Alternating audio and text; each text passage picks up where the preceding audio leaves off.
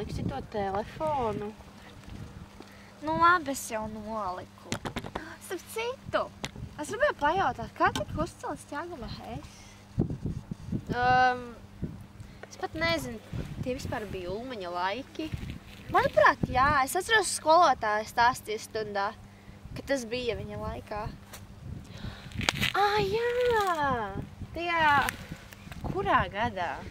Man liekas, ka 1936. Vai tad? Jā, nu man tiešām tā liekas. Es īsti neatceros, bet tas ir tas, kas man liekas. Ai, nu labi, meitenes, braucam, paskatīsimies vēstures grāmatā. Nu labi. Jolanta, nāc?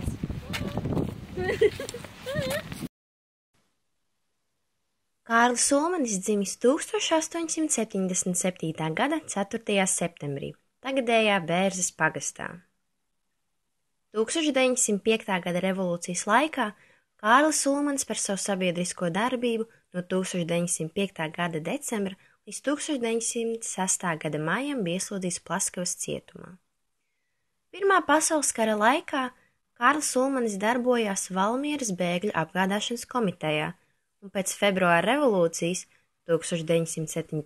gada aprīlī viņš bija Latviešu zemnieku savienības dibināšanas iniciators un tās priekšsēdētājs.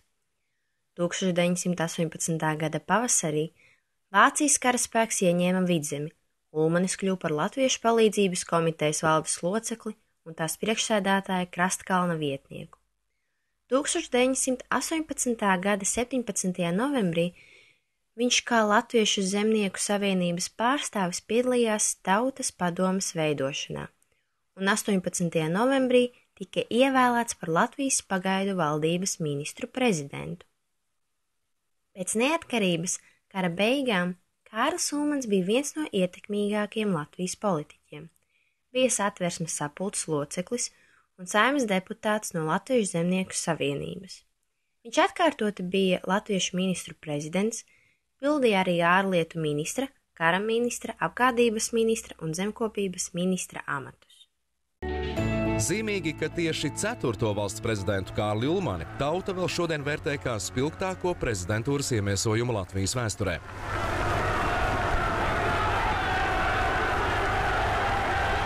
Ulmaņa laiki sakrīt ar saimnieciskā uzplaukuma periodu, kas sekoja 1929. gada ekonomiskās krīzes izraisītajai lielajai depresijai. Šīs laiks ir palicis tautas atmiņā kā plaukstošākais. Kārlis Ulmanis ir pirmais, kas valsts prezidenta titulu sev piešķīra pats. Un Latvija, mūsu Latvija, lai dzīvo! Lai dzīvo! Pēc tam, kad bija apvērsuma apturējis Saeimas darbību un atsauca Satversmi 1934. gadā. Laika posma no 1934. gada 15. maija līdz Latvijas okupācijai 1940. gadā tautā sauca par Ulmaņa laikiem. Tas bija pretrunīgs posms Latvijas vēsturē, jo neraugoties uz autoritārām pārvaldes formām, tā neieguva vardarbīgu raksturu. Ulmanis par apvērsuma veikšanu izlēma 1933. gadā. Pēc ierakstiem Vilhelma Muntera dienas grāmatā noprotams, ka darbs pie apvērsuma notika jau 1933. gada septembrī. Lai arī Ulmanim nacisms un tā mērķi neimponēja, iespējams, viņš ietekmējās no Vācijā redzētā, kuru viņš apmeklēja 1933. gadā. 1934. gada naktī no 15. uz 16. maiju ārlietu ministrijas namā Valdemāra ielā 3 sapulcējušies apvērsuma organizatori vadīja operāciju. Lai nerastos nejaušības, svarīgākajos objektos tika izveidotas aizsargu, policijas un armijas vienības.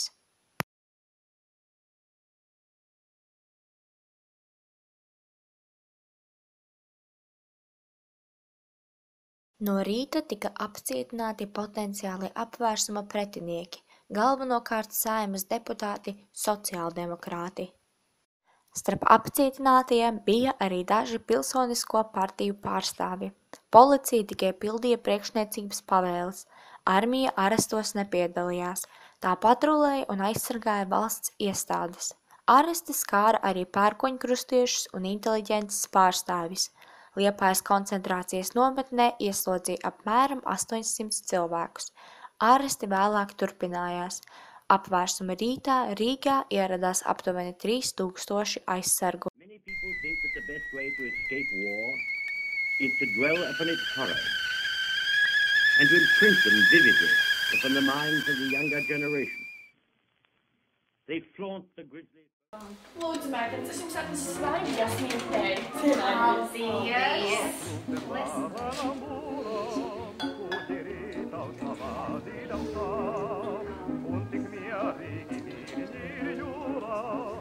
Starp citu, es dzirdēju, ka 12. būs Ulmaņai runa par rādio. Varbūt mēs varam ieslēgt? Noteikti.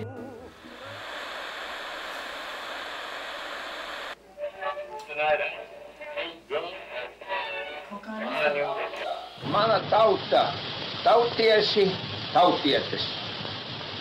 Jau šodien mēs varam teikt, ka 15. maijs ievada svarīgu posmu Latvijas neatkarības vēsturē.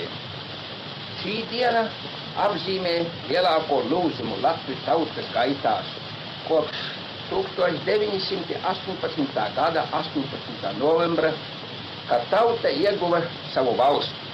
Šoreiz tauta ieguva pati sevi. Pati sevi tauta šoreiz ieguva. Mēs atkal esam vienoti, viena zemes dēli un meitas. 15. maijs liek pamatu jaunai nākotnei, par kuras iespējamību daudzi šaubījās, bet kuras nepieciešamību visi atzina.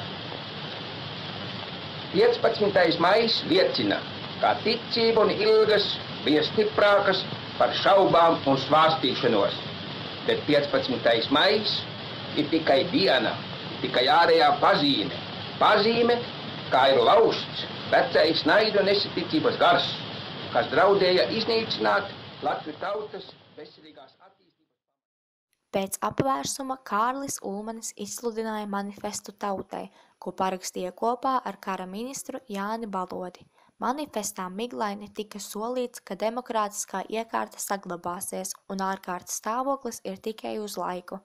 Tāda pārliecība bija arī Marģeram Skujeniekam, kurš kā ministru prezidenta biedrs 18. maijā radiorunā solīja, ka valdība izstrādās satversmes labojumus un atcels ārkārtas stāvokli. Kārlis Ulmanis tā arī nepildīja šo solījumu, bet pēc kāda laika sāka veidot kameru sistēmu, kurai bija jākļūst tādai kā tautas pārstāvniecībai. Faktiski Latvijā izveidojās autoritārs režīms. Kārlis Ulmanis izveidoja jaunu ministru kabinetu, kurš darbojās arī kā likumdevējs, atsaucoties uz satversmes 81. pantu. Ministru prezidents sev piešķīra ārkārtējo pilnvaru sastādīt valdību, kuras sastāvā līdz ar to nonāca tikai Kārlim Ulmanim paklausīgi cilvēki. Tika apturēta satversmes un Saeimas darbība, pie satversmes izmaiņām pat nopietni neuzsāka strādāt. Tā vietā pakalpīgi juristi centās piešķirt autoritārās vadonības idejai likumīgu pamatu. Izglītības ministrijas mēnešrakstā bija dots skaidrojums. Vadonis tautas uzskatos ir visas valsts personificējums. Valsts iestādes veicināja apsveikumu sūtīšanu valsts vadonim, kurš tos varētu pasniegt sabiedrībai kā netiešu balsojumu par savu nākšanu pie varas. Tika aizliegtas visas politiskās partijas. Tika mainīta pašvaldību iekārta. Pilsētu un pagastu galvas turpmāk iecēla iekšlietu ministrija.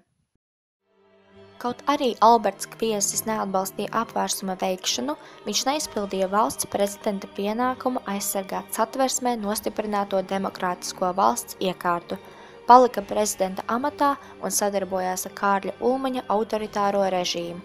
Tajā skaitā turpināja parakstīt Ulmaņa ministru kabineta izdotos likumus. Ievērojot to, ka Ulmanis bija atlaidis Saimu un pārtraucis satversmes darbību, Alberts Kviesis varēja palikt savā amatā līdz satversmes darbības atjaunošanai un jauna prezidenta ievēlēšanai, taču Ulmanis, pamatojoties uz paša 1936. gada 12. martā izdoto likumu, 11. aprīlī pats pārņēma prezidenta pilnvaru pildīšanu.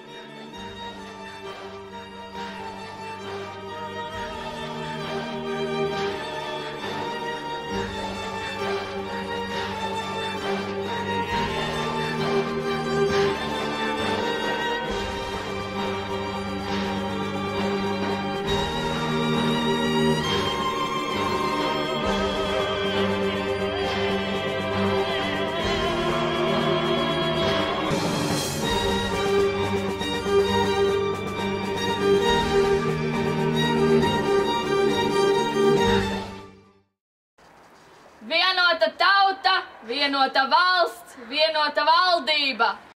Par valsts ideoloģijas pamatu kļuva vadonības kulta sludināšana. Kārlis Ulmanis arvien vairāk iejutās visu mīlētāk valsts tēva lomā.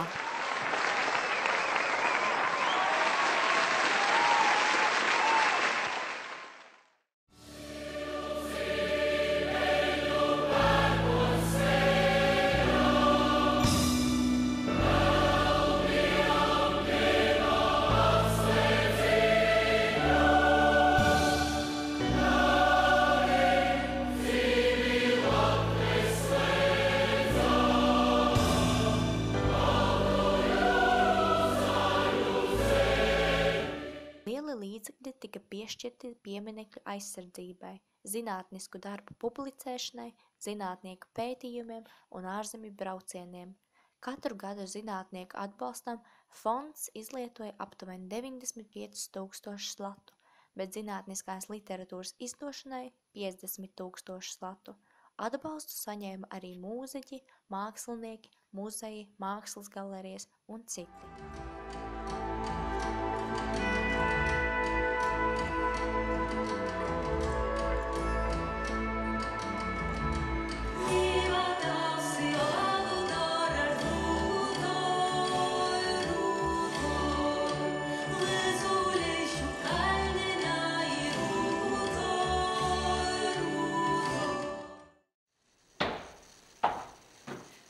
Es, Kārlis Ulmanis, rīkoju akciju Draudzīgs aicinājums, tāpēc es jūs tautu lūdzu ziedot grāmatas skolām.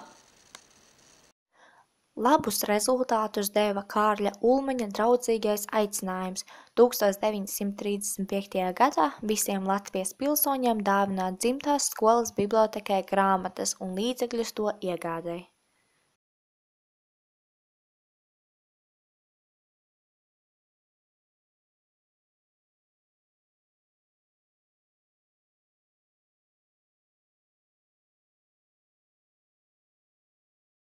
1939. gadā Latvijā darbojās 2229 dažādas mācību iestādes, strādāja 13 357 skolotāji un mācījās 288 000 audzēkņu. Izglītība ir nodrošināta visiem Latvijas bērniem.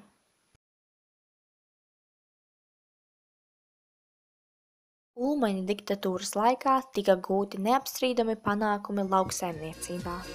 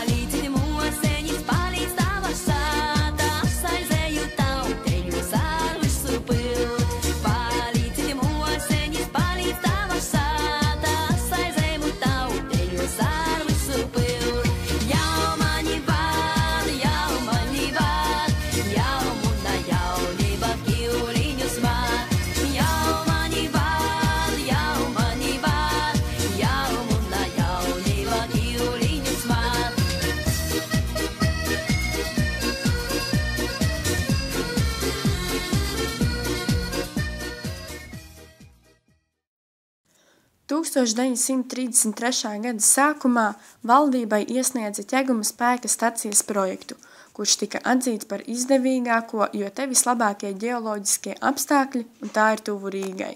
Saeimā šai būvei bija vairāk pretinieku nekā atbalstītāju un līgumu lauza. Tad nāca Kārlis Ulmanis. Viņš saprata elektroenerģijas nepieciešamību kā stūrakmeni valsts tautsaimniecības attīstībai un uzdeva jūrniecības departamentam risināt Ķeguma spēka stacijas būves jautājumus. Lēmumu pieņemšanas ātrums šīs dienas skatījumā bija fantastisks. Jau 1934. gadā departaments slēdza līgumu ar Zviedriem par HES projekta izstrādi. Viņi 1935. gada 1. oktobrī iesniedza Latvijas valdībai spēkstacijas projektu Latvijas hidrotehnisko būvju komiteja un pieaicinātie citu nozaru speciālisti projektu vispusīgi izvērtēja un akceptēja. HES bija pietiekami svarīga būve, lai tās realizāciju nodrošinātu ar speciālu likumu, ko Ulmanis parakstīja un izsludināja 4. augustā. Ar to atvērās slūžas darbam, enerģijai un labklājībai. Latviju likteņu pēc Daugavas savaldītie ūdeņi apgādās mūsu zemes iedzīvotājs ar gaismu un siltumu. Veicot lielo būves darbu, tā vadība raugas uz to, lai spēkstacija neatvilktu strādniekus lauku darbiem un pieņem darbā tikai tos, kuri nāk no pilsētām. Reizē ar spēkstacijas būvi sāktas arī izbūvēt augstspraigumu vadu līnijas no Ķeguma uz Rīgu, Jelgavu, Bausku, Ierikiem un Valmieru, bet nākamā gadā tādas pat līnijas būvēs Daugavpils virzienā. Izdarot iepriekšēju strāvas cenas kalkulāciju, daudz nekļūdoties var jau tagad sacīt, ka laukiem strāva nebūs dārga. Un tā pie vidējas saimniecības pilnas elektrifikācijas, ieskaitot apgaismošanu visās ēkās, motoru lobarības sasmalcināšanai, ūdens sūknēšanai un citiem lauku darbiem, izmaksās apmēram 90 latus gadā. Diktatūras režīms, prezidenta ārējā un militārā politika bija vājinājis Latvijas spēju pastāvēt ārkārtīgi sarežģītajā starptautiskajā situācijā, un pēc 1940. gada 16. jūnijā izvirzītā padomju ultimāta Ulmanis nedeva pavēli pretoties sarkanajai armijai un pakļāvās okupācijas varai. Ulmanis gatavojas braukt uz Latgales dziesmu svētkiem Daugavpilī, taču saņem Latvijas sūtņi Maskavā telegrāmu, ka gaidāms svarīgs ziņojums. Tāpēc brauciens tiek atcelts un 16. jūnijā prezidents svētkus atklāja ar radio uzrunu no Rīgas pils. Kamēr 16. jūnijā vadonis radiofonā uzrunā tautu Latgales dziesmu svētkos, Maskavā Molotovs izsauc Latvijas. 17. jūnijā Ulmanis atteicās tikai no ministru prezidenta amata un līdz 21. jūlijam palika valsts prezidenta amatā, cerot uz kaut kāda veida sadarbību ar jauno iekārtu un iespējami mazākiem cilvēku upuriem. Kārļa Ulmaņa rīcība šajās liktenīgajās dienās netiek vērtēta viennozīmīgi, un diskusijas par viņa motīviem un iespējamām alternatīvām vēl turpinās. Kopumā laikmets, kas ieguva apzīmējumu Ulmaņa laiki, deva daudz nozīmīgu un pozitīvu sasniegumu latviešu tautē, nostiprināja ticību un paļāvību uz Latvijas valsti.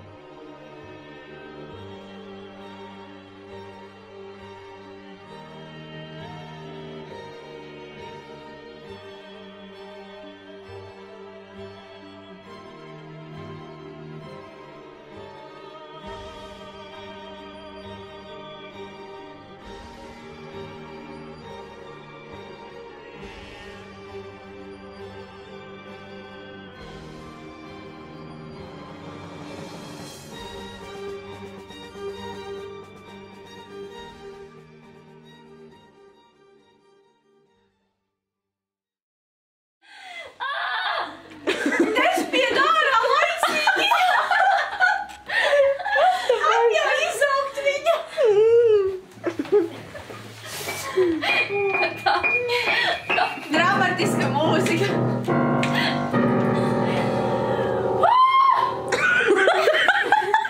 Tas bija koncerta nobeigums. Dum, dum, dum. Everybody dance. Come on and dance.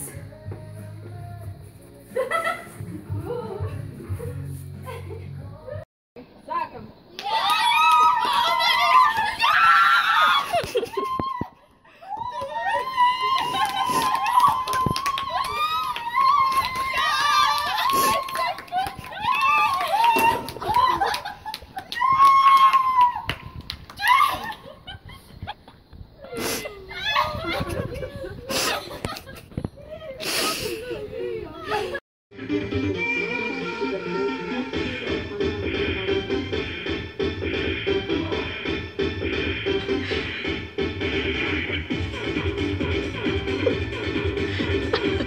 siltumnīca.